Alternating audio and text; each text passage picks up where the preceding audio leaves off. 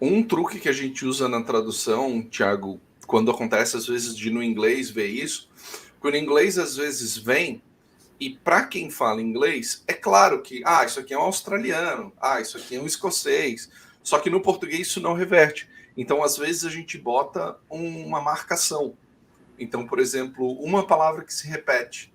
Então, tu escreve o texto normal, fluido, como tu gostaria que fosse para agradar o leitor, e bota uma palavra que marque.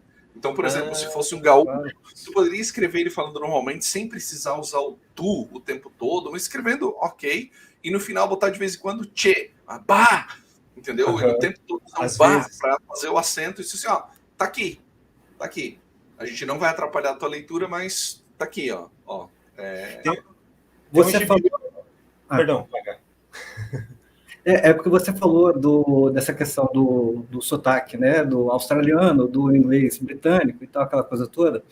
E aí me vem à mente um episódio de Um Maluco no Pedaço, que um parente do Joffrey estava vindo da Inglaterra. E como é que eles resolveram isso na dublagem? Eles colocaram o cara com o sotaque de português de Portugal, porque ele vinha da Inglaterra. Então, só que aí eu penso que, de repente, na escrita, né, se você tem um conjunto de personagens de determinado, por exemplo, americanos, e que chega ali um inglês, isso vai causar um estranhamento nesses personagens americanos, na tradução é um desafio, né, de você pegar e fazer essa caracterização, né, para que mostre o porquê desse estranhamento, o porquê dessa E fique bom também, né?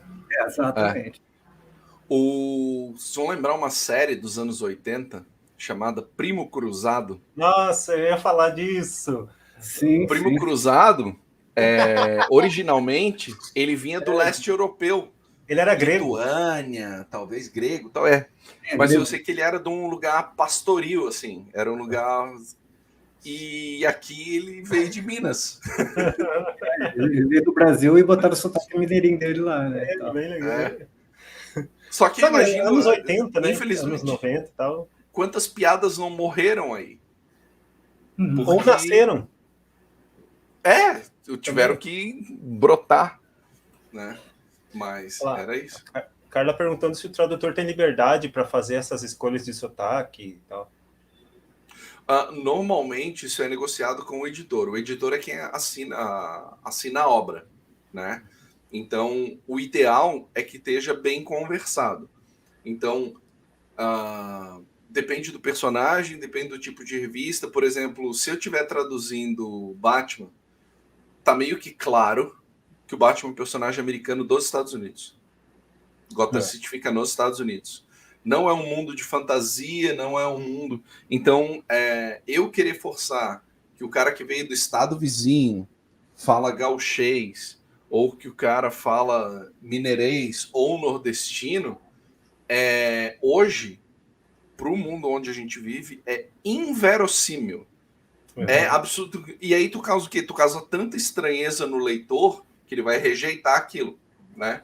Então, essa liberdade, ela existe na medida que você tem uma conversa franca e bom senso, né? Porque não adianta eu querer que a Lois Lane fale de um jeito se ela vem há X anos falando de um, vai gerar estranhamento e não é a ideia. A ideia é que quando a pessoa esteja lendo o livro ou o quadrinho, ou até dublagem, quando eu estou falando de um desenho animado que é absolutamente fantasia, isso aconteceu, acho que em Carros, que o dublador fez o personagem falando gaúcho, se eu não me engano, ele estava substituindo o texano original, se eu não estou errado, e ele substituiu pelo gaúcho.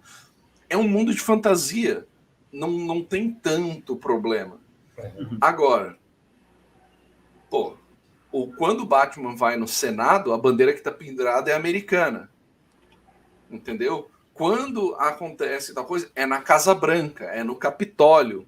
Então, não adianta, tipo assim, ele tá no Palácio do Planalto. Não tá. Não tá.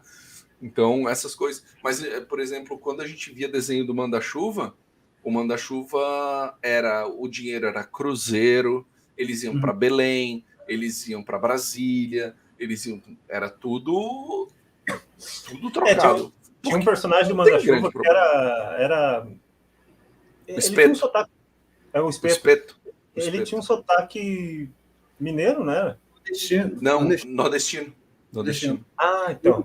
E quem dublava o Manda-Chuva era o Lima Duarte, sabia? Lima Duarte. Mas essa coisa da dublagem é muito curiosa, né? Porque houve um tempo em que havia muita liberdade nesse sentido, né? E o Guilherme Briggs, por exemplo, pelo menos no início de carreira, usava muito termo, ia dublar. E não era coisa do tradutor, não, era coisa do dublador. Porque o que acontece? O dublador ele recebe a tradução, só que a tradução está correta naquilo que vai ser dito, mas ele tem que se preocupar com lip sync.